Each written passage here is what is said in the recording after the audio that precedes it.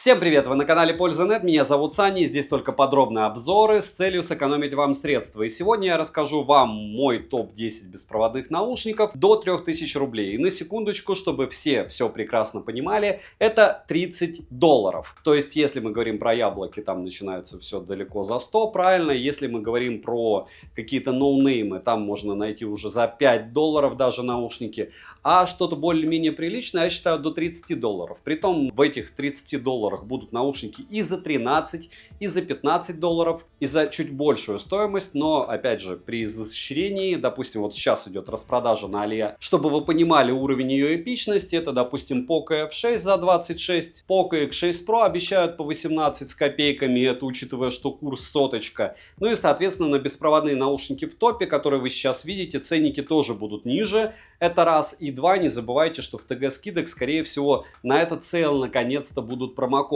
Беспроводные наушники, как и умные часы, по мне, стагнируют на 100% с одной стороны. С другой стороны, у нас в бюджетных моделях появляется активное шумоподавление. Микрофоны начинают работать чуть-чуть лучше. Очень сильно подтянулась автономность, очень сильно подтянулась стабильность. То есть у нас Bluetooth уже пихают 5.4 версии. Он прям великолепно работает. В каких-то наушниках даже есть кодек высокой четкости.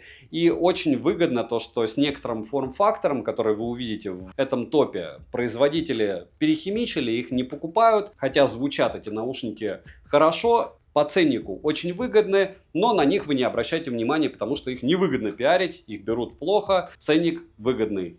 Поэтому они у меня в топе. В топе все расположено по соотношению цены-качества, по моему мнению. На первом месте не наушники с лучшим звуком, с одной стороны. С другой стороны, по лучшему соотношению именно цена-качество. На втором месте, допустим, у меня лучший звук, но их сложно приобрести до $30. Вот во время распродаж можно, а в остальные моменты на middle сейлах чаще всего чуть-чуть дороже. Подписывайтесь на канал с колоколом, не забудьте подписаться на телеграм-канал скидок, пролистывайте там последние 3 дня, я накидал всего чего, что должно продаваться 11.11. Вполне возможно, сегодня будет стрим. Завтра будет, скорее всего, еще топ по умным часам до 5000 рублей. Вчера, позавчера и 3 дня назад был топ умных часов, топ беспроводных наушников до 10 тысяч рублей, а там прям совсем флагманские темы. И топ смартфонов по соотношению цена-качество, которые можно купить супер выгодно на распродаже. Обычно, как раз, который идет сегодня.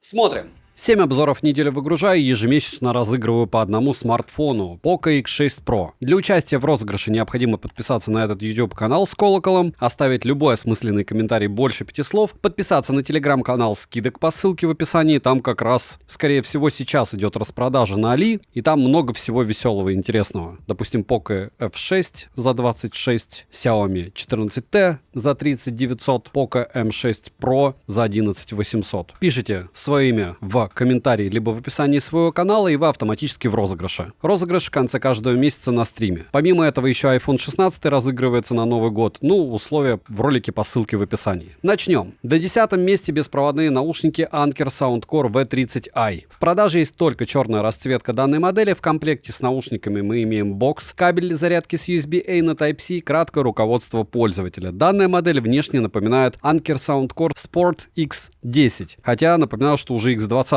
вышли уже давно и продаются тоже с довольно приличной скидкой. Зарядные боксы изготовлены из матового пластика, качество пластика неплохое, но тактильно бокс ощущается дешевым. Потертости за время моего использования на нем не появились, но данный пластик быстро подвергается износу. Форма бокса овальная, из элементов дизайна мы имеем глянцевый логотип с тиснением и интересно оформленный выступ для удобного открытия крышки. Бокс достаточно габаритный, в кармане он слегка мешается, но он не тяжелый. На корпусе расположили также разъем для зарядки Type-C, LED-индикатор и кнопку для сопряжения. Открыть одной рукой бокс можно, но удобства в этом деле мало. Крышка в открытом состоянии фиксируется и самовольно не захлопывается. Шарнир пластиковый, люфт у крышки есть и заметный. Хлопок глуховатый и приятный, наушники в боксе слегка гуляют. Если попытаться вытряхнуть наушники из бокса с открытой крышкой, то усилий много прикладывать не придется. Переходим к наушникам. Изготовлены наушники из более качественного, чем бокс матового пластика. Дизайн интересный и запоминающийся. Из плюсов я отмечу хорошо выделенную выделенную сенсорную область для управления, красные вставки и звуковод с металлической сеточкой. Также на наушниках, как вы могли заметить, есть несъемные силиконовые заушины. Собрана данная пара хорошо, класс водонепроницаемости, к слову, IPX5. Посадка в ухе комфортная и надежная, при длительном прослушивании музыки легкий дискомфорт лично у меня ощущается, но в целом уши не устают. Утечка звука в пределах нормы, на корпусе же расположили по 2 микрофона на каждом наушнике с технологией шумоподавления на базе ИИ, логотип, контакты для зарядки и, как я уже говорил, 2 сенсорные области для управления. Микрофоны отрабатывают, учитывая форм-фактор, хорошо, перегруз есть, как и искажение голоса, но все в пределах нормы, учитывая стоимость. Из нажатий на борту регулировка громкости, плей-пауза, переключение треков, ответ, сброс вызова и вызов голосового ассистента. Некоторые команды сопровождаются системными звуками, на тапы откликаются наушники отлично, удобно, что в приложении можно полноценно настроить команды. Ко всему есть блокировка сенсорного управления, ложное срабатывание не редкость, но если одиночный тап заточен на регулировку громкости, то это не столь важно. Летим дальше. Форм-фактор наушников открытый, оснащены они динамической акустической системой с динамическими драйверами с технологией Bass Up на 14,2 мм и технологией направленного звука. По одному наушники работают и при подключении бесшовно, автоматически они подключаются после открытия крышки бокса, мультипоинт не завезли, как и датчиков обнаружения. Далее, емкость аккумулятора бокса 500 мАч,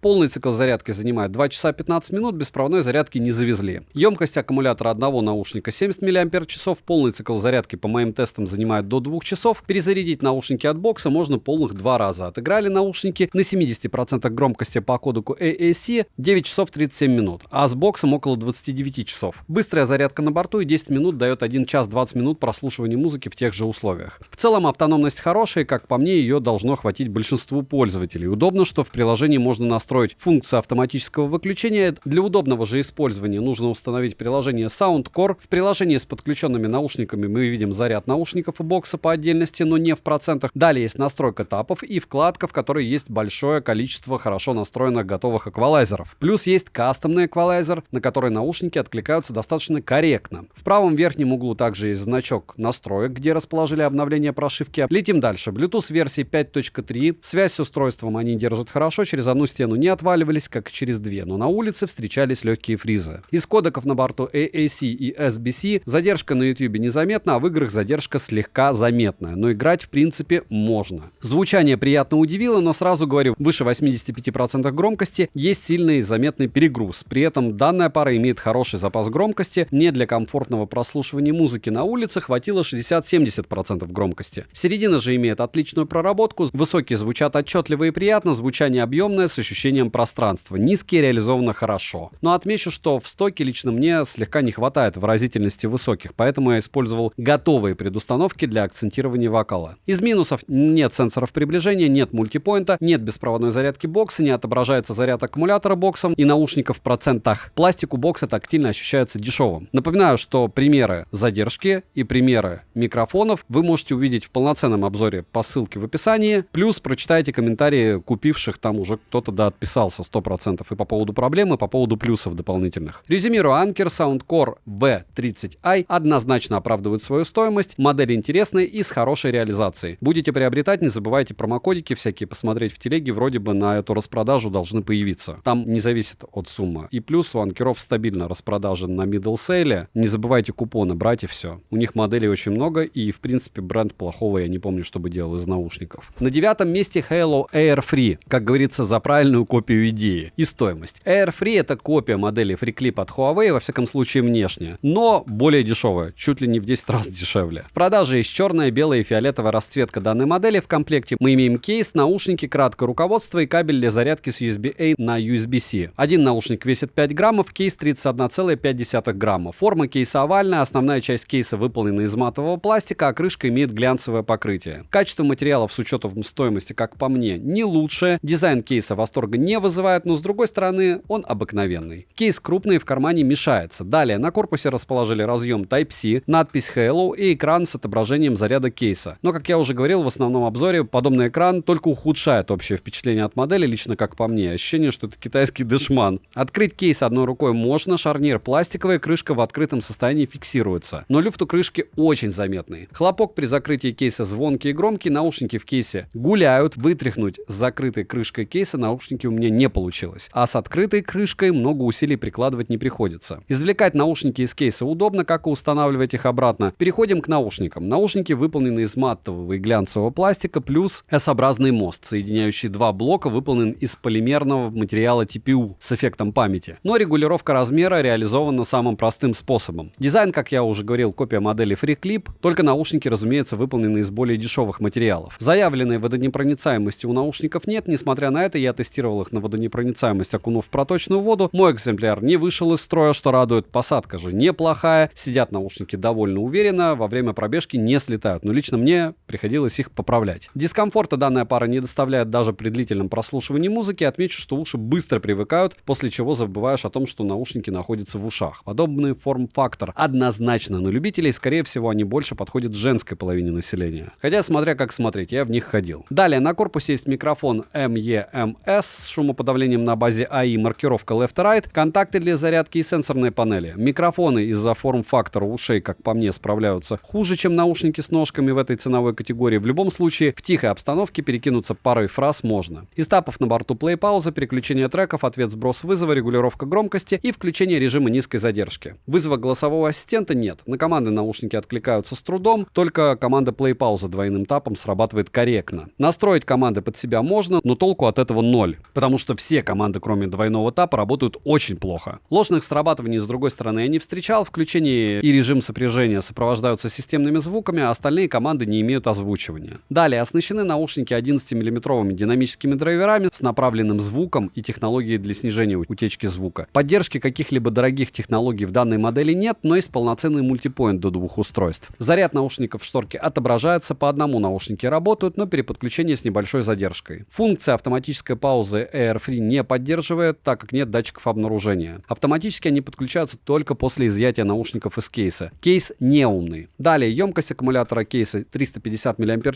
полный цикл зарядки кейса занимает 2 часа, емкость одного наушника аккумулятора 40 мАч и полный цикл зарядки наушников от кейса занимает 1 час 30 минут. Отыграла данная пара на 100% громкости по кодеку AAC 3 часа 50 минут. Если же слушать музыку на 50% громкости, то автономность будет в районе 5 часов 30 минут. А с кейсом они могут прослужить не больше 23 часов, если использовать их на 100% громкости. Далее, приложение, к которому можно подключить Xiaomi Halo AirFree, называется Halo Sound. В приложении отображается заряд наушников в процентах, 6 предустановленных эквалайзеров, как по мне, они больше для вида, но с другой стороны, хорошо, что они есть. А вот кастомного эквалайзера, к сожалению, нету. Далее можно воспользоваться поиском наушников звуковыми сигналами и обновить прошивку. Мне обновление уже прилетало, но обновить сразу мне ее не удалось. Приблизительно с 4-го раза все вышло. Приложение работает некорректно, изредка оно зависает, плюс перевод местами некорректный. Bluetooth версии 5.4, за что плюс, из кодеков на борту только SBC и AAC. Через одну стену наушники от смарта не отваливались, как и через две, но изредка проскакивали фризы как в помещении, так и на улице. Задержка на YouTube незаметна, в играх задержка с включенным игровым режимом приемлема, играть можно, но минимальной она не является. Звучание. Один из плюсов данной пары — это звук, так как я ожидал чего-то худшего. Звук неплохо сбалансирован и детальный, середина проработана тоже неплохо, высокие звучат приятно, но им не хватает выразительности. Низкие частоты реализованы хорошо с учетом открытого типа наушников. Однозначно, если вам импонирует подобный дизайн наушников, советую послушать эту пару. Какой бы она ни была плохой в плане сборки относительно материалов и функционала, звучит она прям очень интересно. Из минусов: кейс неумный, дешевые материалы кейса, плохо работает сенсорная область для управления и, напоминаю, примеры задержки и примеры микрофонов в полноценных обзорах. Резюмирую, Xiaomi Halo AirFree хороший выбор для тех, кто хотел бы себе такие наушники, как у Huawei, но отдавать такие деньги не готов. AirFree, как вы уже поняли, не совсем печальные наушники, и то, что они являются копией наушников от Huawei, внешне и по форм-фактору не играет особой роли, потому что кто-то и вкладыши от яблока копирует до сих пор в большом количестве, кто-то и первые затычки сделал. Это просто форм-фактор. На 8-м месте моего топа Redmi Buds 6 Active. В продаже имеется черная, белая и голубая расцветка данной модели. В комплекте мы имеем бокс, наушники, краткое руководство и кабель USB-C для зарядки. Вес одного наушника 3,8 грамма, а вес бокса 27 граммов. Дизайн бокса от прошлой модели не особо отличается, но изменения есть и, как по мне, в лучшую сторону. Нижняя часть бокса выполнена из матового пластика, средняя часть из глянцевого, а крышка из прозрачного пластика с голубоватым оттенком. Материалы довольно качественные, царапины и потертости за время моего использования на нем не появились. Форма бокса квадратная, и в кармане он не мешается. Далее на корпусе расположили надпись Redmi, разъем Type-C, выступ для удобного открытия крышки и кнопку для сопряжения. Открыть одной рукой бокс можно, но не сказать, сказал бы, что это сделать легко. Крышка в открытом состоянии фиксируется, за что плюс. Шарнир пластиковый. Люфт у крышки есть, но только в открытом состоянии бокса. Хлопок при закрытии бокса глуховатый и очень приятно. Внутри все оформлено минималистично. Есть LED-индикатор и 2 места под наушники с 2 контактами для зарядки в каждом. Наушники в боксе же гуляют. Вытряхнуть наушники с закрытой крышкой бокса довольно сложно, а с открытой крышкой бокса, чтобы вытряхнуть их, нужно будет приложить усилия. Извлекать наушники из бокса удобно, как и устанавливать обратно. Переходим к наушникам. Наушники выполнены преимущественно из глянцевого пластика с матовой и прозрачной вставкой на внешних частях ножек. Выглядит это дело очень круто, так как все реализовано аккуратно и без фанатизма. Звуковод же овальной формы с обыкновенной сеточкой. Так же, как и в модели на прошлом месте, информации о водонепроницаемости нету. Посадка комфортная, при длительной носке уши не устают и наушники в ушах сидят плотно. Разумеется, во время пробежки необходимо их слегка будет поправлять, да и если сильно потрясти головой, они могут вылететь. Далее, на корпусе расположили по 2 контакта для зарядки, 4 микрофона в общей сумме, маркировку Left и Right и сенсорные области для управления. Микрофоны не совсем мрачные, в целом для коротких разговоров не особо шумной обстановки их использовать можно. Из команд на борту плей-пауза, переключение треков, ответ сброс вызова, регулировка громкости и вызов голосового ассистента. Одиночный тап включается в приложении, настроить тапы возможность есть. Команды не сопровождаются системными звуками, на тапы наушники откликаются хорошо и быстро. Использовать одновременно все команды можно, что удобно, и в целом управление довольно простое и удобное. Далее, наушники оснащены динамическими драйверами на 14,2 мм. Из полезных функций на борту есть поддержка приложения, в которой находится вкладка с 5 предустановленными эквалайзерами. Настроены они неплохо, но кастомного эквалайзера нет. Далее, по одному наушники работают и при подключении бесшовно. Автоматически они подключаются после открытия крышки бокса с ранее сопряженным устройством, что очень удобно. Датчиков обнаружения, мультипоинта или чего-то подобного в данной модели нет. Полный цикл зарядки бокса занимает 2 часа 15 минут, а наушников от бокса в среднем 1 час 25 минут. Отыграли наушники на 75% громкости по кодеку AAC 7 часов, что в целом является хорошим результатом, но в то же время и при их характеристиках ничем сверхъестественным он не является. С боксом данная пара прослужит около 25-28 часов. Xiaomi Redmi Buds 6 Active подключается к приложению Xiaomi Earbuds. Приложение обязательно скачивать по QR-коду в инструкции, а также необходимо выбрать регион Китай для того, чтобы подключить данную китайскую модель. У кого-то будет глобалка, у кого-то будет по-другому. В приложении есть заряд наушников и бокса в процентах, за что плюс, и кроме уже перечисленного мною ранее, в нем ничего нет. Летим дальше. Bluetooth-версии здесь свеженький, 5.4. Из кодеков на борту только AAC и SBC. К яблочным устройствам они подключаются также без проблем, хотя странно, если вы будете их покупать какому-нибудь iPhone 16. Через одну стену они не отваливаются, как и через 2 стены, но на улице часто появляются фризы. Задержка на YouTube незаметна, что не сказать про задержку в играх. Звучание для вкладышей в этой ценовой категории довольно качественное. Разумеется, баса практически нету, но середина имеет неплохую проработку. Высокие звучат отчетливо, но им не хватает выразительности. Ко всему, сильно заметной каши я не обнаружил. Запас громкости есть, но небольшой. Возможно, кому-то громкости будет мало. Для повседневного использования данная пара хороший выбор. При этом в плане звука, если сравнивать их с прошлой моделью, разницы, правда, я практически не заметил. Из минусов нет вспомогательных каких-либо функций, кроме как предустановленных эквалайзеров, и все. Резюмирую. Xiaomi Redmi Buds 6 Active обыкновенные вкладыши. Не сказал бы, что они имеют преимущество перед остальными наушниками в этой ценовой категории, но данная пара показала себя хорошо в плане корректности работы, звучания и автономности. Ко всему, Buds 6 Active имеют стильный интересный дизайн, часто на распродажах, и это не подвал, это все-таки Redmi-ки. На 7-м месте моего топа красуется OnePlus Nord Buds 3 Pro. Не путайте с Buds 3 Pro, это Норды, они подешевле. Их можно приобрести в черной и мягкой расцветке, притом дешевле в 4 раза. В комплекте мы имеем бокс, наушники, краткое руководство, короткий кабель для зарядки с USB-A на Type-C и амбушюры разных размеров. Бокс не из компактных, но не увесистый. А вот наушники весят слегка больше 4 граммов. Дизайн бокса интересный, выглядит он хорошо, качество материалов, учитывая стоимость, отлично. Выполнен бокс из матового пластика, он не маленький, поэтому в кармане слегка мешается. Царапины на корпусе быстро не появляются, за что плюс. Далее на корпусе расположили зеркальную надпись OnePlus с тиснением, LED-индикатор и последний — это хорошо оформленный разъем Type-C с кнопкой для сопряжения. Открыть одной рукой бокс можно и довольно просто. Крышка имеет фиксацию в открытом состоянии, шарнир пластиковый, но люфт у крышки минимальный. Хлопок при закрытии бокса звонкий, но не раздражающий. Наушники в боксе не гуляют. Чтобы вытряхнуть их из бокса с закрытой крышкой, нужно будет приложить усилия. Извлекать наушники из бокса удобно, так как наушники не особо скользкие, крышка не мешается. Переходим к наушникам. Данная пара выполнена наполовину из матового пластика и наполовину из глянцевого. Собраны наушники хорошо, водонепроницаемость есть только у наушников класса IP55. Дизайн с одной стороны простой, с другой стороны ножки у наушников имеют форму капли. У меня данное решение не особо вызывает восторг, но думаю, что для кого-то они покажутся достаточно стильными. Звуковод овальной формы с обыкновенной сеточкой и выступом для удержания амбушюр. Что касается посадки, в ушах наушники сидят плотно, из ушей особо не выпирают, во время пробежки не выпадают. Пассивная шумоизоляция средняя, но уши слегка устают после 2 часов прослушивания музыки. На корпусе расположили по 2 контакта для зарядки, по 3 микрофона и сенсорные области для управления. Микрофоны с чувствительностью 38 дБ показали себя как большинство микрофонов у ТВС наушников в этой ценовой категории. При этом их достаточно для разговоров. Из команд на борту плей-пауза, переключение треков, ответ сброс вызова, вызов голосового ассистента, переключение между режимами шумоподавления, регулировка громкости и включение-выключение игрового режима. Управление удобное, регулировка громкости происходит долгим зажатием сенсорной области. Одиночный тап в стоке отключен, но на него можно повесить плей-паузу. Но после чего однозначно будут проскакивать ложное срабатывание. Может, у вас как-то по-другому. Напишите, если это так. Настроить управление можно, и команды сопровождаются системными звуками. Далее. Наушники оснащены динамическими излучателями на 12,4 мм, диапазон частот от 20 до 40 Гц, активное шумоподавление до 49 дБ, как и в OnePlus Buds 3. Для ANC есть 3 силы шумоподавления, а также умный режим с автоматической регулировкой силы шумоподавления в зависимости от окружающего шума. ANC довольно хорошо отрезает посторонний шум, все режимы настроены корректно, и белого шума с включенной этой функцией в наушниках я не наблюдал. Функция прозрачности работает только в одном режиме. Функция прозрачности позволяет не снимать наушники во время разговора с собеседником даже на улице. Удобно, что ANC и функция прозрачности могут работать даже с одним наушником. Также для ANC есть персонализированный режим с учетом структуры слухового канала и прилегания наушников. Данный режим тоже неплох, но, как по мне, он бесполезен, так как 3 уровней силы ANC и умного режима более чем достаточно. Далее, полноценный мультипоинт до 2 устройств с автоматическим переключением на борту. Датчики приближения отрабатывают шустро и корректно, их можно включить или отключить в приложении. В приложении также можно воспользоваться функцией для проверки прилегания наушников, настроить команду для камеры, после чего можно делать фото и включать запись видео через наушники, но данная функция не работает на всех Android-устройствах. OnePlus Nord Buds 3 Pro поддерживает пространственное звучание без отслеживания головы, которое подходит отлично для фильмов, но не для прослушивания музыки. Функцию SoundMaster EQ с 3 предустановленными эквалайзерами, технологии Bass Wave для динамического усиления низких частот, а также можно создать простенький 6-полосный кастомный эквалайзер. Всего можно создать только 3 эквалайзера.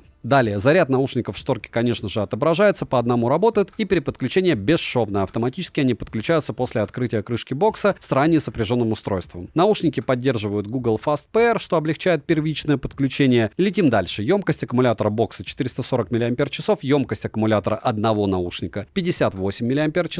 Бокс не поддерживает беспроводную зарядку, полный цикл зарядки бокса занимает 1 час 15 минут, а наушников около 55 минут. Заряд наушников неравномерный, как, к слову, и у большинства ТВС наушников. У этой пары разница около 5%, что немного. По моим тестам по кодеку AAC с громкостью 65% без активного шумоподавления они прожили 9 часов 45 минут, что прям великолепный результат. С боксом в подобном сценарии использования их хватит на 37 часов в среднем. Далее, подключается данная пара как к iOS устройствам, так и к Android устройствам. На смартфонах OnePlus все настройки доступны во вкладке Bluetooth. Если же использовать смартфон другого бренда, то нужно скачать приложение Hey Melody. В приложении, помимо уже перечисленного, можно обновить прошивку. Мне, к слову, обновление уже прилетало. Также можно перейти во вкладку Dolby Atmos, если ваш смартфон поддерживает эту технологию, и воспользоваться поиском наушников звуковыми сигналами. Летим дальше. Bluetooth версии 5.4, из кодеков на борту есть AAC и SBC. По стабильности связи все хорошо. Через одну стену, как и через 2 стены, наушники не отваливались, но очень редко проскакивали фризы на улице. Задержка, по моим тестам с включенным игровым режимом, при просмотре роликов на YouTube минимальна, как в целом и в играх. Звучание, запас громкости хороший, само звучание неплохо сбалансировано. Разумеется, данная пара с уклоном в низкие частоты и однозначно подойдет для повседневного прослушивания современной музыки. Бас мощный, но ему не хватает глубины. Высокий, выразительный и без лишнего акцента, середина проработана неплохо, и в совокупности звук приятный и энергичный, но при этом ничего сверхъестественного, просто хорошо настроенный звук. Из минусов: необычный дизайн ножек, команда для камеры заточена только под смартфоны компании, наушники доставляют легкий дискомфорт при длительном прослушивании. И напоминаю, что примеры задержки и микрофонов в полноценном ролике, как и уже комментарии, скорее всего, купивших, потому что их приобрело уже достаточное количество людей. Резюмирую: OnePlus Nord Buds 3 Pro — недорогие ТВС-наушники с очень обширным функционалом. Кстати, на OnePlus Buds 3 Pro обзор тоже есть на канале. За что, конечно, им плюс, как и за то, что они выдают хороший звук и автономность. Nord Buds 3 Pro могут спокойно занимать первые строчки топа, но напоминаю, что в топе нет плохих наушников, и даже с учетом того, что эта модель на 7-м месте, она однозначно заслуживает вашего внимания не менее чем тройка лидеров. На 6-м месте красуется Realme Buds Air 6. Хорошо они клепают ТВС-ки, хорошие у Realme аксессуары, и очень часто очень выгодные, как часы, так и наушники. В продаже есть две расцветки, это зеленая и белая с желтыми вставками. В комплекте мы имеем бокс, наушники, кабель для зарядки, комплект неплохих амбушюр и краткое руководство. Вес бокса 36 граммов, а вес одного наушника 4,6 грамма. Габариты бокса 68 на 50 на 23,6 мм. Габариты наушников 31 мм на 19 мм. Дизайн бокса ничем не примечательный, форма бокса овальная, при этом он довольно крупный и слегка мешается в кармане. Корпус бокса выполнен из матового пластика, качество материалов хорошее, что можно сказать и про сборку. На корпусе расположили LED-индикатор, кнопку сопряжения, разъем Type-C и надпись Realme. Открыть одной рукой бокс можно без проблем. Шарнир здесь пластиковый, и крышка в открытом состоянии фиксируется, что очень удобно, но люфт у крышки есть, хоть и практически незаметный. Извлекать наушники довольно удобно, хлопок при закрытии бокса звонкий, места под наушники значительно больше, чем сами наушники. Если попытаться вытряхнуть наушники с закрытой крышкой бокса, то они не вылетят, а с открытой крышкой бокса вылетают на ура. Переходим к наушникам. Большая часть наушников выполнена из глянцевого пластика, а внешняя сторона ножек матовая. Дизайн модели неплохой и качество сборки хорошее. Водонепроницаемость есть только у наушников рейтинга IP55. Звуковод овальной формы с выступом для удержания амбушюр и металлической сеточкой, все как у всех. Размеры звуковода следующие: 6,8 на 4,7 мм. Что касается посадки, она комфортная, наушники плотно сидят в ушах, ко всему дискомфорта при длительном прослушивании музыки я не обнаружил. При занятии спортом из ушей они не выпадают. Пассивная шумоизоляция средняя. Далее, на корпусе расположили два контакта для зарядки, 6 микрофонов в общей сумме с технологией шумоподавления, и последнее — это сенсорные панели, которые обозначены небольшими углублениями в верхних частях ножек. Микрофоны показали себя в деле очень даже хорошо, но, разумеется, перегруз есть, как и искажение голоса. Из тапов на борту плей-пауза, переключение треков, вызов голосового помощника, ответ-сброс вызова, включение игрового режима, регулировка громкости и переключение между режимами шумоподавления. Одиночного тапа здесь нет. На тапы наушники откликаются быстро и довольно корректно, переназначить команды возможность есть, но использовать все команды одновременно нельзя. К слову, также дела обстояли и в прошлой модели, как по мне, могли бы уже реализовать достойное управление. Команды сопровождаются системными звуками и озвучкой на китайском языке. Далее, оснащены наушники динамическими драйверами на 12,4 мм, имеется сертификация Hi-Res Audio Wireless, по кодекам на борту AAC, SBC и даже кодек LHDC версии 5.0, активное шумоподавление до 50 дБ с 4 режимами работы и функцией шумоподавления ветра, так же как и в Air 5 Pro. 3 силы шумоподавления настроены хорошо, но лично по моим наблюдениям умеренная сила шумоподавления реализована лучше всего, так как в ней не слышен белый шум в наушниках, в отличие от средней и максимальной силы шумоподавления. То же самое касается адаптивного режима, плюс он изредка плохо справляется со своей задачей. В остальном подобного шумоподавления достаточно для того, чтобы глушить шум ветра, шум от машин, шум от метро, но не полноценно, опять же, если слушать музыку на безопасной громкости. Функция прозрачности не раздражающая, и пользоваться ей при разговоре с собеседником даже на улице в целом удобно, но, как по мне, микрофоны улавливают слишком много посторонних шумов. Вдобавок с этой функцией можно включить или выключить еще два режима, такие как усиление голоса и шумоподавление ветра. С одним наушником ANC не работает, в отличие от функции прозрачности. Ее можно без проблем использовать даже с одним наушником. Заряд наушников в шторке отображается, по одному наушнике работают, но переподключаются они с небольшой задержкой. Наушники автоматически подключаются после открытия крышки бокса с ранее подключенным устройством, мультипоинта не завезли, за что минус. Датчики автоматической паузы отрабатывают корректно, удобно, что их можно отключить в приложении. Из полезного также есть функция автоматического ответа на входящий звонок при изъятии наушников из бокса, функция поиска смартфона через наушники, игровой режим для снижения задержки и функция проверки прилегания наушников. Далее, емкость аккумулятора бокса 460 мАч,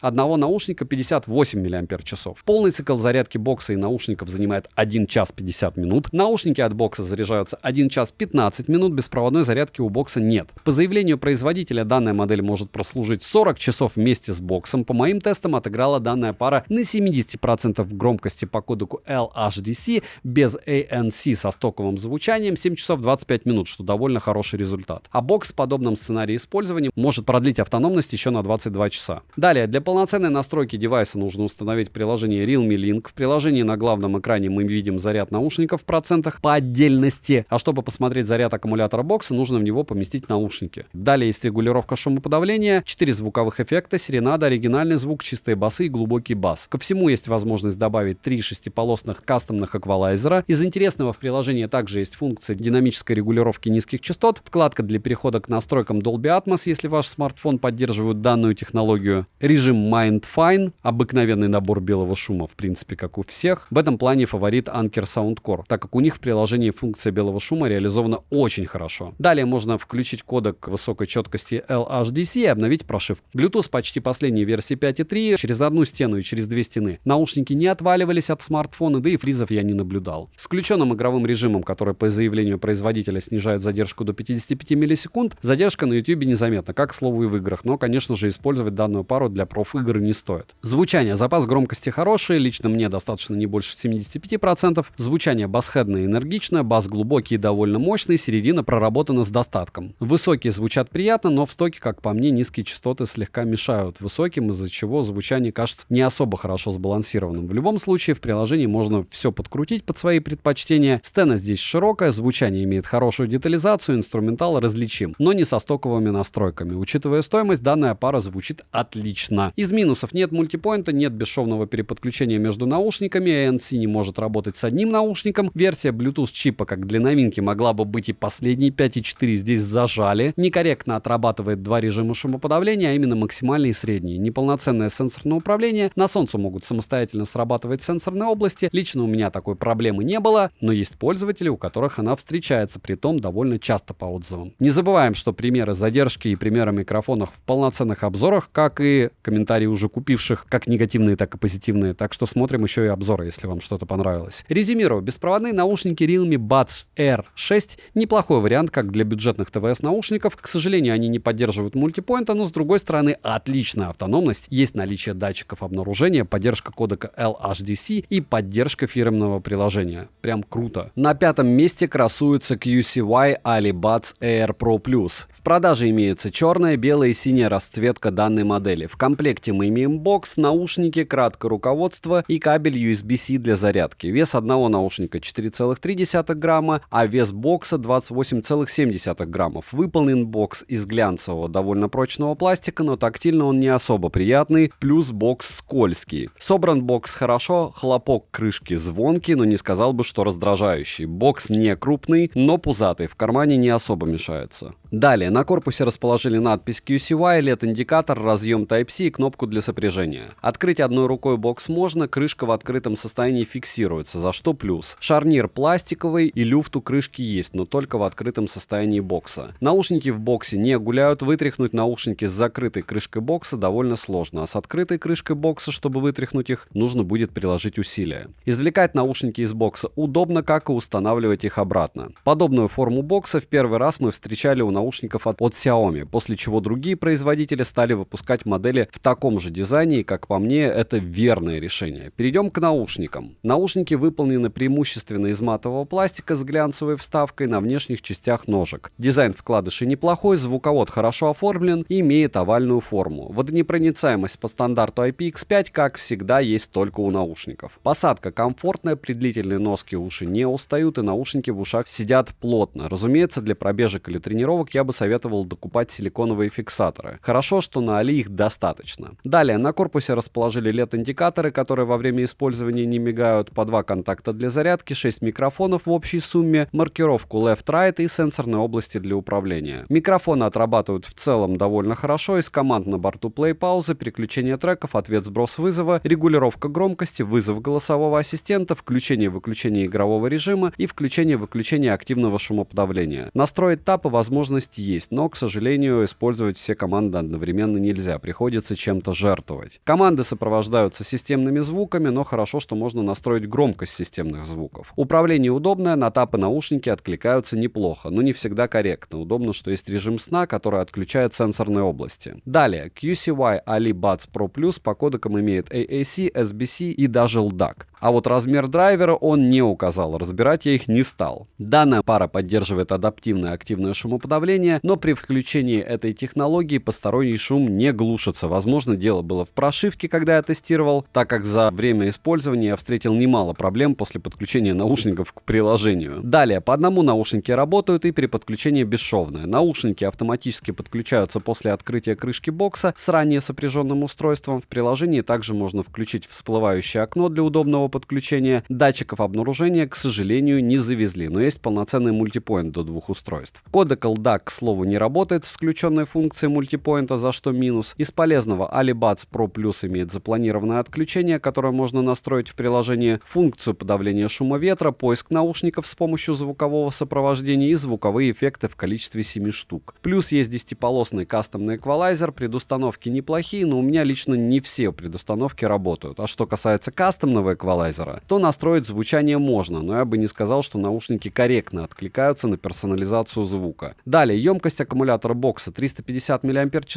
а емкость аккумулятора одного наушника 27 мАч, чего, как по мне, мало, учитывая наличие кодека LDAC. Полный цикл зарядки бокса занимает 1 час 30 минут, а наушников от бокса в среднем 1 час 5 минут. Отыграли наушники на 65% громкости по кодеку LDAC 4 часа, что довольно мало. С боксом данная пара прослужит не больше 20 часов в подобном сценарии использования. Далее, QCY AliBuds Pro Plus подключаются к приложению QCY. Приложение в паре с наушниками работает некорректно. На стартовой странице есть заряд наушников по отдельности, ко всему еще в процентах. Заряд бокса не отображается, к сожалению. Далее есть вкладка звука, вкладка настройки. Летим дальше. Bluetooth версии 5.3 через одну стену наушники от смартфона не отваливаются, как и через две стены, но на улице изредка проскакивают фризы. Задержка на YouTube незаметна, а в играх с включенным игровым режимом, который по заявлению производителя снижает задержку до 80 миллисекунд, задержка также практически незаметна. Но результат 80 миллисекунд, разумеется, мы не имеем, только в лабораторных условиях и только у самого производителя. По итогу играть можно и довольно комфортно. Звучание. Вот что действительно меня удивило, так это звучание. Я не ожидал, что данная пара будет выдавать такое звучание по кодеку LDAC. Звучание довольно объемное, низкие частоты более качественные и мощнее, чем у других вкладышей в этой ценовой категории. Середина имеет неплохую проработку, высокие звучат приятно и выразительно. Разумеется, в идеале им бы лучше проработку и лучше сбалансированность, но учитывая стоимость, все довольно хорошо, как для вкладышей в этой ценовой категории. Запас громкости хороший, мне лично было достаточно около 65% громкости для комфортного прослушивания музыки. Звучание подойдет для большинства пользователей, которые предпочитают вкладыши с объемным звуком. Из минусов: сырое ПО, плохо работает приложение в паре с наушниками, некоторые предустановки звука бесполезны, кодек LDAC не работает вместе с мультипоинтом, скользкий бокс, не работает активное шумоподавление. Маленькая автономность, и, как по мне, минусов достаточно. Неполноценное управление, функция подавления шума ветра практически не глушит ветер. И напоминаю, что примеры работы микрофонов и задержки вы можете увидеть в полноценном обзоре по ссылке в описании. Резюмирую, беспроводные наушники QCY AliBuds Pro Plus — интересная модель из-за функции и стоимости, но на момент выхода основного обзора она была сырая. Да, я не сказал бы, что QCY делают качественно. Однозначно у этого бренда многие модели оснащены большим количеством функций, но не все модели могут похвастаться хорошей и корректной работой. На 4-м месте моего топа красуется Anker Soundcore A30i. Да, нужно подсуетиться, чтобы приобрести до 3000, но это возможно. В продаже есть черная, белая, розовая и голубая расцветка данной модели. В комплекте мы имеем бокс, наушники, амбушюры, кабель для зарядки с USB-A на Type-C и краткое руководство пользователя. Вес бокса 39,8 грамма, а вес одного наушника 3,9 грамма. Габариты бокса 89 на 25,7 мм, а габариты наушников компактные. Форма бокса как форма губной помады, об этом можно прочесть в рекламе. Так, кстати, делали еще Huawei, как мы помним. Выглядит бокс интересно. Большая часть изготовлена из матового пластика, остальное из глянцевого. Тактильно материалы приятные, бокс не скользкий и довольно удобный в использовании. Потертости за время моего использования на нем не появлялись, что радует. Из-за габаритов он легко помещается в женскую сумочку, но, к слову, также можно поместить и боксы других производителей в нее. На корпусе расположили разъем для зарядки USB Type-C, LED-индикатор и логотип компании. Открыть одной рукой бокс можно без проблем, в открытом состоянии он фиксируется. Плюс он имеет магниты для удобного закрытия бокса. Хлопок при закрытии бокса глуховатый, вытряхнуть наушники из бокса довольно сложно, за что плюс. Ко всему, наушники в боксе не гуляют. Достаются наушники в целом удобно, как и устанавливаются обратно. Переходим к наушникам. Изготовлены наушники из глянцевого пластика. Данная пара, как я уже говорил, довольно компактная и в ушах практически незаметна. Звуковод довольно длинный, круглой формы с обыкновенной сеточкой. Собрана модель хорошо, а водонепроницаемость наушников класса IP54. Посадка комфортная и плотная. При длительном прослушивании музыки дискомфорта лично я не ощущаю. И во время пробежки из ушей они не выпадают. Эргономика наушников отличная, это факт, но при этом их все равно лучше примерять, так как длинный звуковод не всем будет по душе. На корпусе расположили 4 микрофона в общей сумме, логотип, контакты для зарядки, маркировку left и right, плюс сенсорные области для управления. Микрофоны отрабатывают на удивление хорошо, примеры микрофонов и примеры задержки звука можно будет посмотреть в основных обзорах. Из команд на борту регулировка громкости, плей-пауза, переключение треков, ответ-сброс вызова, переключение между режимами шумоподавления и вызов голосового ассистента. Некоторые команды сопровождаются не очень качественными системными звуками, которые можно отключить. Но системные звуки новые. Я в других моделях от Anker Soundcore не слышал подобных системных звуков. На тапы откликаются наушники неплохо, но не идеально. Удобно, что в приложении можно полноценно настроить команды. Ложные команды встречаются довольно часто. Летим дальше. Оснащены наушники 6-мм драйверами, активное шумоподавление до 46 дБ. В данной модели имеет обширные настройки. В приложении можно выбрать адаптивное активное шумоподавление, ручной режим с 5-уровневой регулировкой силы ANC или включить активное шумоподавление под разные сценарии, такие как транспорт, улицы и помещения. ANC в паре с пассивной шумоизоляцией отлично справляется со своей задачей. Все режимы настроены хорошо, но лично, как по мне, для ручной настройки ANC хватило бы и 3 уровней. Адаптивный режим не всегда корректно отрабатывает, но в основном хорошо. А что касается ANC под разные сценарии использования, то это уже по большей части маркетинг, так как я считаю, что мало кто будет ходить каждый раз в приложении для того, чтобы сценарий ANC поменять. Функция прозрачности также на борту, вместе с ней можно без проблем разговаривать с собеседником, не снимая наушники, не только в помещении, но и на улице. Ко всему, что для ANC, что для функции прозрачности, есть дополнительная функция защиты от шума ветра. С одним наушником эти технологии работают, но настройка для ANC недоступна. По одному наушники работают и при подключении бесшовно. Наушники автоматически подключаются после изъятия их из бокса. Бокс не умный, и за это минус. Датчиков автоматической паузы нет, но есть полноценный мультипоинт до 2 устройств. Далее, полный цикл зарядки бокса занимает и наушников 2 часа. Наушники от бокса заряжаются около 1 часа, беспроводной зарядки не завезли. Отыграли же наушники на 70% громкости по кодеку AAC 5 часов 40 минут, а с боксом около 14 часов. За 10 минут наушники заряжаются еще на 1,5 часа прослушивания музыки в тех же условиях. Время автономной работы не рекордное, но его достаточно для повседневного использования. Удобно, что в приложении можно настроить функцию автоматического выключения от 10 до 60 минут. Для полноценного использования нужно установить приложение Soundcore. В приложении с подключенными наушниками мы видим заряд наушников в процентах по отдельности, но не бокса. Далее есть настройка ANC и функции прозрачности. Настройка управления, вкладка, в которой есть большое количество хорошо настроенных готовых эквалайзеров. 8-полосный кастомный эквалайзер, на который наушники откликаются корректно, и даже функция объемного звучания, которая подходит для игр и просмотра фильмов, но не для прослушивания музыки. Опять же, это мое мнение. В правом верхнем углу также есть значок настроек, где расположили поиск наушников с звуковым сопровождением и обновление прошивки. Мне, к слову, обновления еще не прилетали. Из интересного в приложении можно найти отлично реализованную функцию белого шума с предустановками и возможностью кастомизации. Летим дальше. Bluetooth версии 5.4, за что прям огромный плюс. Связь с устройством они держат хорошо, через одну стену они не отваливались, как и через 2 стены. Из кодеков на борту AAC и SBC задержка на YouTube незаметна, как и в играх, но для профессиональных матчей в играх жанра шутера A30i однозначно не подойдут. Звучание — один из основных плюсов данной пары — это звук. Запас громкости есть, мне лично достаточно 65% громкости для комфортного прослушивания музыки на улице без ANC. A30i громкие наушники, стоковое звучание басхедное, исходя из этого большинство современной музыки будет звучать через эту модель хорошо и без проблем. Бас плотный и мощный, середина имеет достаточную проработку, высокие звучат выразительно и приятно. Удобно, что в плане персонализации звучания наушники от Anker Soundcore показывают себя хорошо. Из минусов: сенсорные команды изредка не работают должным образом, некачественные системные звуки, длинный звуковод, из-за которого кому-то посадка может не понравиться. Резюмирую, Anker Soundcore A30i достойные качественные наушники от именитого бренда. К плюсам можно отнести компактность этих наушников, качественное звучание, неплохое время автономной работы, поддержку фирменного приложения с обширным функционалом, ANC с адаптивным режимом, функцию прозрачности и полноценное сенсорное управление. На третьем месте красуются беспроводные наушники CMF Buds Pro by Nothing. В продаже имеется темно-серая, светло-серая и оранжевая расцветка данной модели. В комплекте мы имеем бокс, наушники, амбушюры, краткое руководство и кабель USB-C для зарядки. Дизайн бокса стильный и выполнен он в минималистичном стиле. Бокс выполнен из матового пластика, тактильно материалы приятные, сборка качественная. В кармане он слегка мешается. На корпусе расположили разъем Type-C, LED-индикатор и логотип с тиснением на крышке. Открыть одной рукой бокс можно, но не сказал бы, что это сделать легко. Крышка в открытом состоянии фиксируется, за что плюс. Шарнир металлический, люфт у крышки практически отсутствует. Хлопок при закрытии бокса громкий, но не раздражающий. Наушники в боксе гуляют, вытряхнуть наушники с закрытой крышкой бокса довольно сложно, а с открытой крышкой бокса вытряхнуть их не составит составит много труда. Извлекать наушники из бокса удобно. Переходим к наушникам. Наушники выполнены наполовину из глянцевого пластика и наполовину из матового. Качество сборки хорошее, дизайн лично мне понравился, но ничего необычного в нем нет. Звуковод не длинный, он имеет выступ для удержания амбушюра, обыкновенную сеточку. Водонепроницаемость есть только у наушников стандарта IP54. Посадка плотная, в ушах наушники сидят комфортно. При длительном прослушивании уши не устают, а при правильном подборе амбушюр, к примеру, во время пробежки, наушники не вылетают. На корпусе расположили по 2 контакта для зарядки, логотип, 6 микрофонов в общей сумме с технологией Clear Voice и сенсорная область для управления. Микрофоны отрабатывают, как по мне, хорошо, посторонние шумы глушатся, голос акцентирован, сильного шума ветра нет. Из команд на борту плей-пауза, переключение треков, вызов голосового ассистента, ответ-сброс вызова, регулировка громкости и переключение между режимами. Одиночного тапа нет. Настроить тапа возможность есть. На команды наушники откликаются хорошо и быстро, управление, как по мне, очень удобное. Команды сопровождаются приятными системными звуками. Далее, наушники оснащены динамическими драйверами с мембраной из жидкокристаллического полимера и полиуретана, магнитами N52 и катушками с алюминиевым проводом и медным покрытием. Активное шумоподавление на борту до 45 дБ с частотным диапазоном 5000 Гц, плюс за то, что в данной модели честное шумоподавление до 45 дБ, так как оно ощущается и справляется со своей задачей хорошо. Постороннего белого шума при включении этого режима я не обнаружил, отрегулировать силу шумоподавления возможность есть, что удобно. Режим прозрачности в действии показал себя достойно, звук передается довольно четко, снимать наушники во время разговора с собеседником лично мне не приходилось. С одним наушником, что ANC, что режим прозрачности, работают, и это очень удобно и не у всех встречается. Вспоминаем яблоки, там этого нет. Далее, по одному наушники работают и при подключении бесшовное. Автоматически они подключаются после открытия крышки бокса с ранее сопряженным устройством. CMF Buds Pro поддерживают функцию Google Fast Pair, функцию Microsoft Swift. Ко всему они оснащены датчиками обнаружения, которые срабатывают быстро и без проблем. Мультипоинта я не обнаружил, может быть, его и завезли с прошивками, но сомневаюсь. Напишите в комментах, если у вас эти наушники. Далее, емкость аккумулятора бокса 460 мАч, а одного наушника 55 мАч.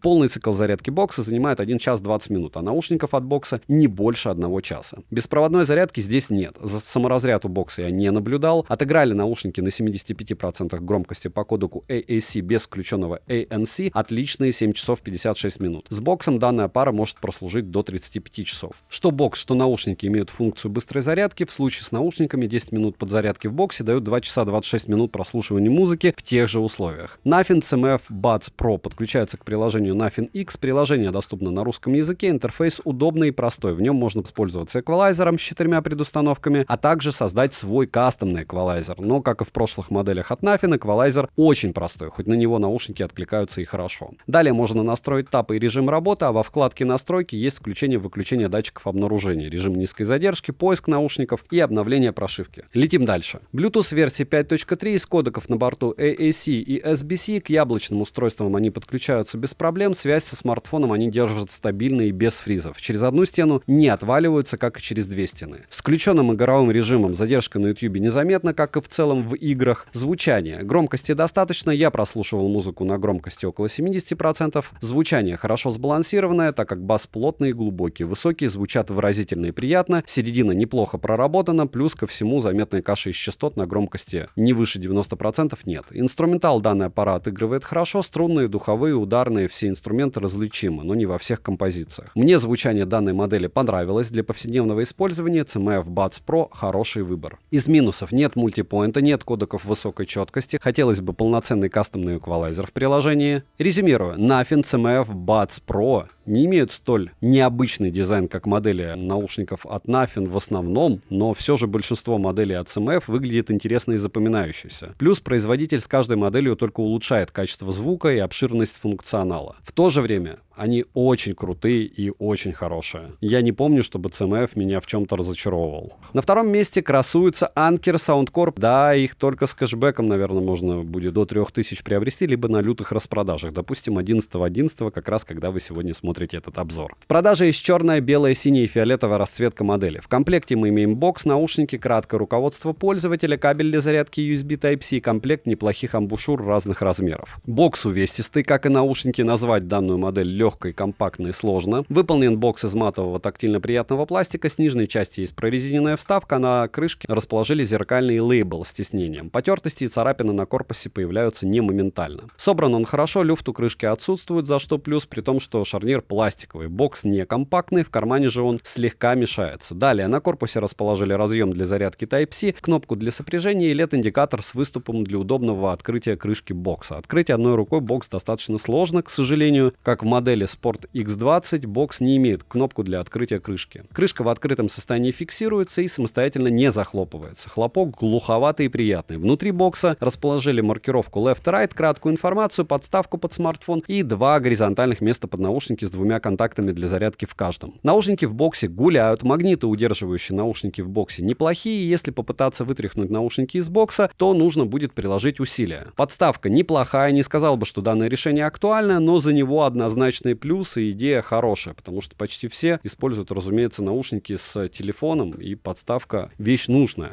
Переходим к наушникам. Внешние наушники выглядят так же, как и большинство моделей от данного бренда. Ничего нового в дизайне мы не имеем. Выполнена пара из глянцевого и матового пластика, корпус марки, но собраны наушники хорошо. Звуковод овальной формы с пластиковой сеточкой и выступом для удержания амбушюра. Оформлен он отлично. Водонепроницаемость у наушников класса IPX5. Сидят наушники в ушах плотно, не выпадают, но при длительном использовании доставляют небольшой дискомфорт. Сами наушники достаточно крупные, и это нужно учитывать при покупке. Далее, на корпусе расположили по 3 микрофона на каждом наушнике с технологией шумоподавления, логотип, контакты для зарядки и сенсорные области для управления.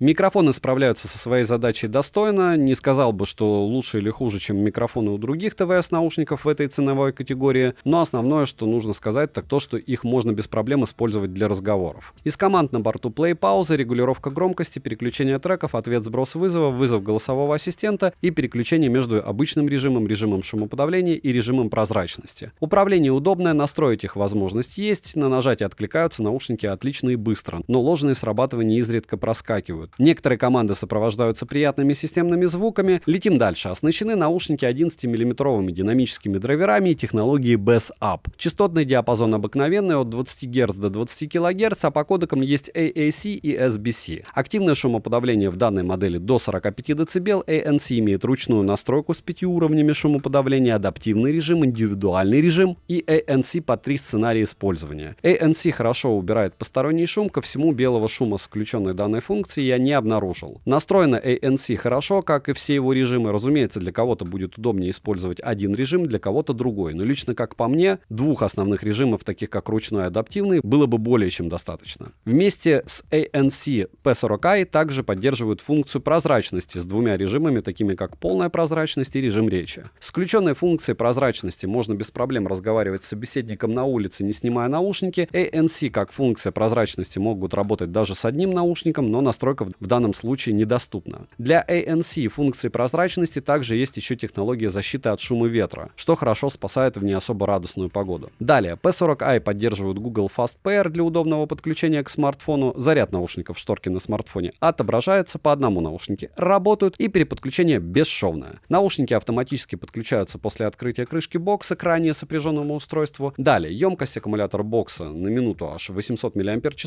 а емкость аккумулятора одного наушника 60 мАч.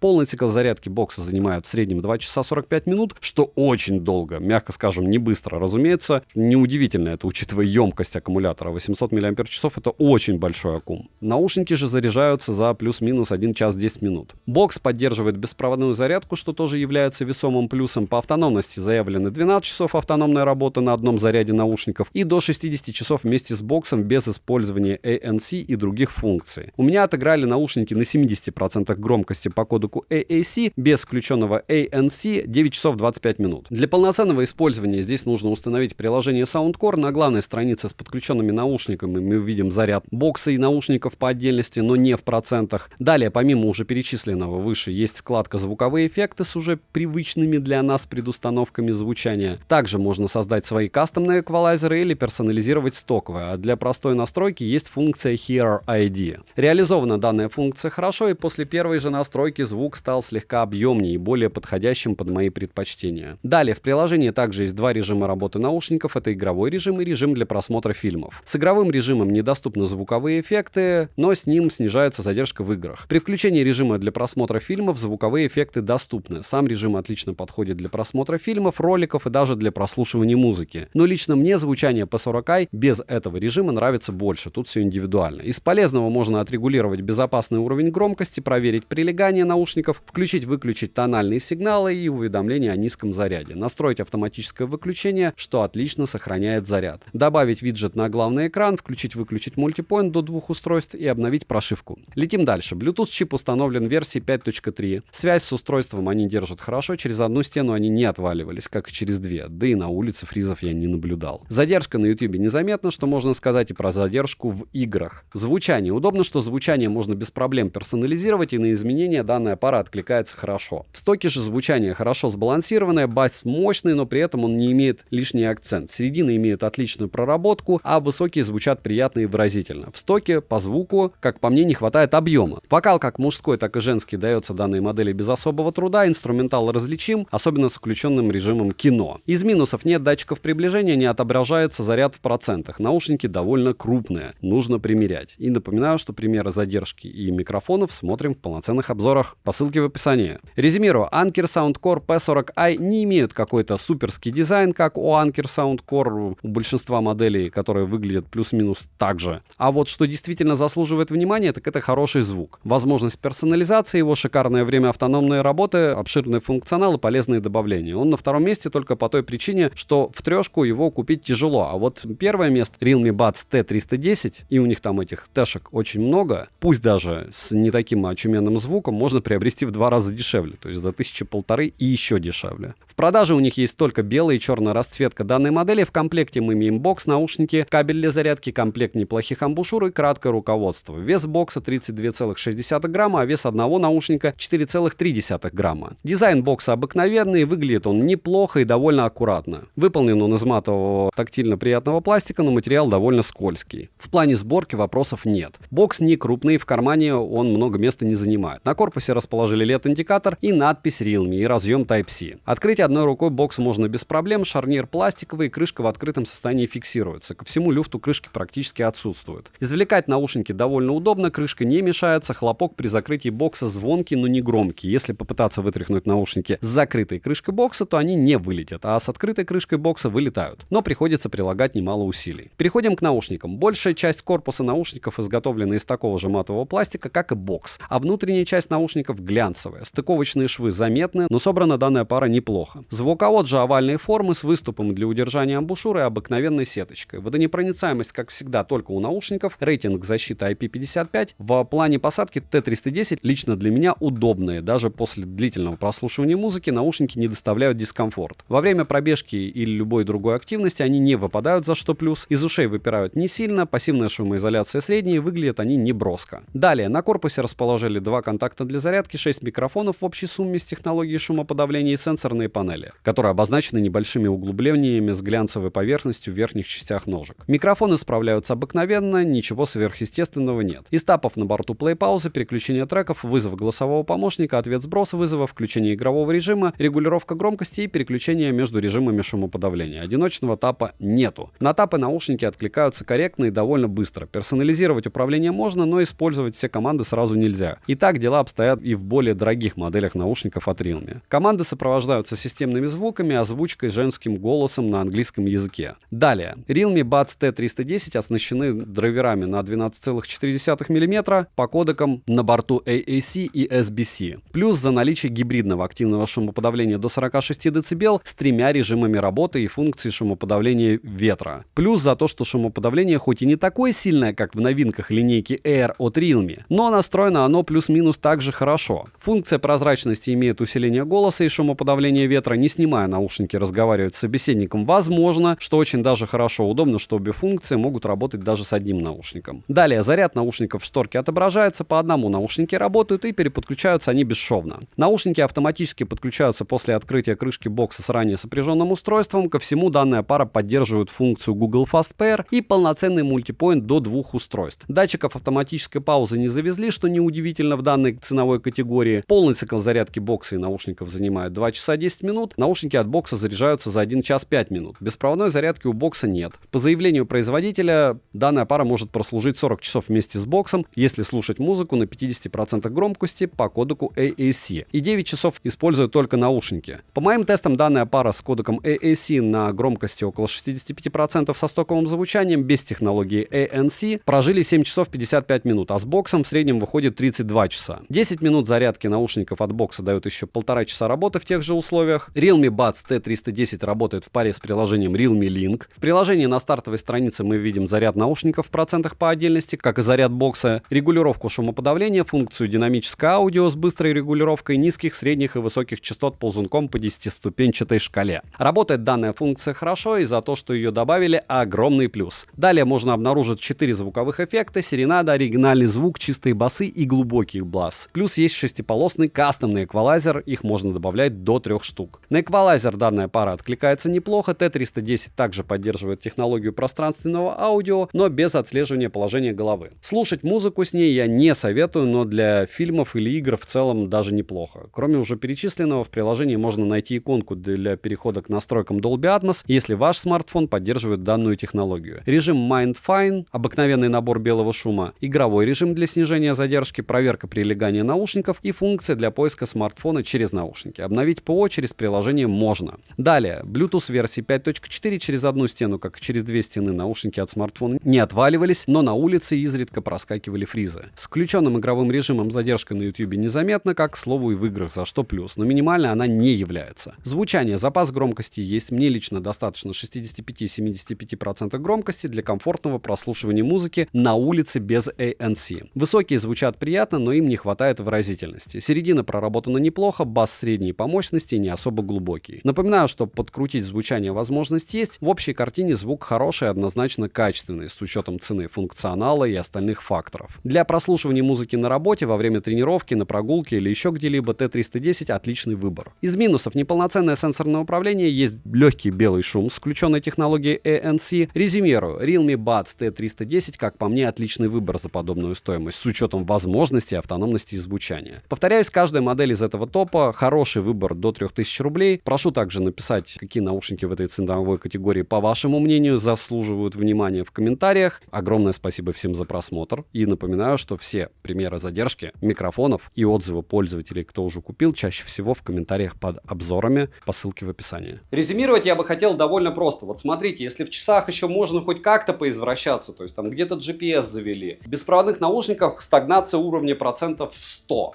Единственное, они становятся намного доступнее, и это огромный плюс. И у них становится, повторяюсь, больше автономность. То есть тебе не надо взрывать себе мозг, чтобы заряжать эти наушники, там, не знаю, с боксом вместе 3 раза в день или там даже уже раз в неделю некоторые заряжают. Это очень круто, когда такая автономность у ТВС-ок. Плюс они становятся более музыкальными, реально качество звука подтянулось, лучше стали микрофоны.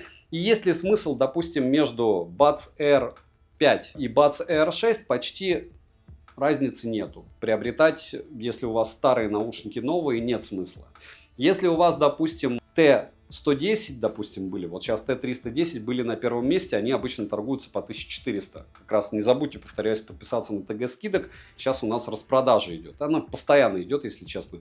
Там скорее проще сказать, когда распродаж нет. Особенно на беспроводные наушники. Вообще все аксессуары, они мало востребованы. Их много кто покупает, много кто дарит вместе с смартфонами при покупке, допустим, в том же ритейле. И поэтому на Авито их просто мракобесное количество. Так вот, часто их можно приобрести выгодно, их очень много, их желательно примерять. То есть кровь из носа, вы идете, либо у друзей примерили, потом ищете дешевле, либо примерили в магазине и послушали со своим источником звука, как я говорил, в топе до 10 тысяч рублей. Все остальное это мелочи жизни. То есть микрофоны будут отрабатывать плюс-минус одинаково. Да, лучше приобретать наушники того же бренда, что и ваш смартфон, но в топе до 10 тысяч рублей это было актуально, в топе до 3000 рублей это не особо актуально, если честно, потому что слишком все дешево. Суперски, мега круто играть будут анкера из всего этого топа, реально очень хорошо. CMF-ки мне нравятся, как играют. Redmi или Realme, они играют на свою стоимость.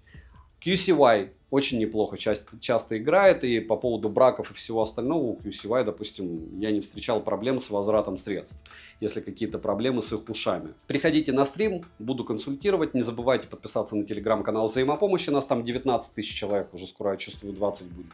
Мою личную телегу на 15 тысяч человек. И, повторяюсь, уши становятся просто дешевле.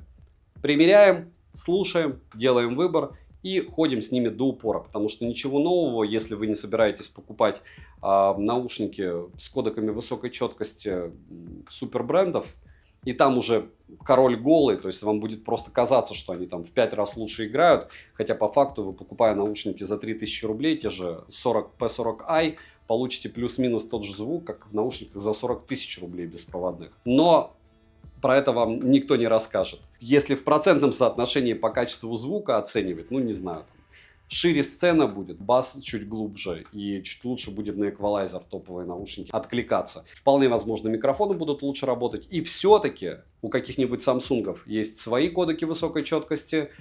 У каких-то смартфонов нет кодеков высокой четкости, которые есть, допустим, у тех наушников, которые вы приобретете, те же самсунговские.